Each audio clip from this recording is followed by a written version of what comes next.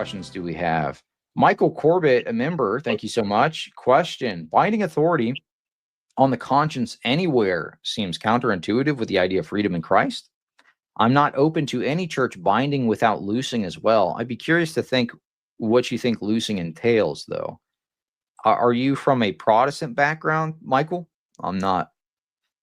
Binding authority on the conscience anywhere seems counterintuitive with the idea of freedom in Christ. Well, the idea of freedom in Christ never involved just complete freedom to believe whatever you want about the faith.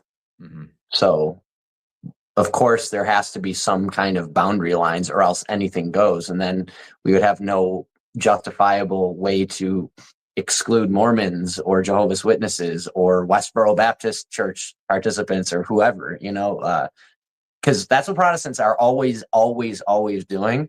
And it's totally inconsistent. They will, essentially get upset at the exclusive claims of the Orthodox Church. Because, again, Rome doesn't even maintain the boundaries of the church anymore. Orthodoxy is pretty much exclusive in that respect.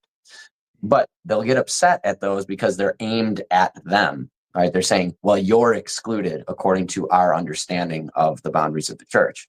And they'll go, well, you can't do that. Like, who are you to say that? Nobody can tell me that I'm not a believer in Christ or a follower in Christ.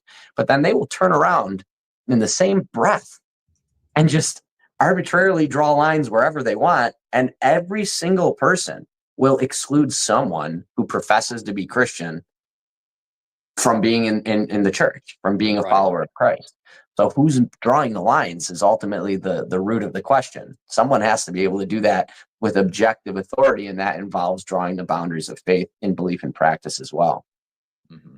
Yeah, I completely agree. And that's, I think the anathema question is actually something that was one of the biggest pieces of evidence for me towards the Orthodox Church.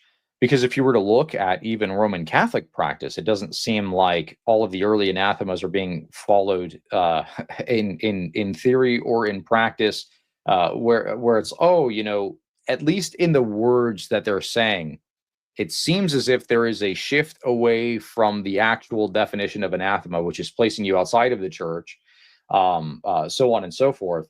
But they're kind of starting to reconcile this a little bit and say, well, no, actually, it means something a little bit different. We're going to redefine, there are multiple paths up the mountain type deal, so on and so forth. And within the Protestant perspective, you've got branch theory. So it's like, okay, the non-Chalcedonians are okay, so on and so forth. These people are okay, Docetists, Montanists, Gnostics, there may be, so on and so forth.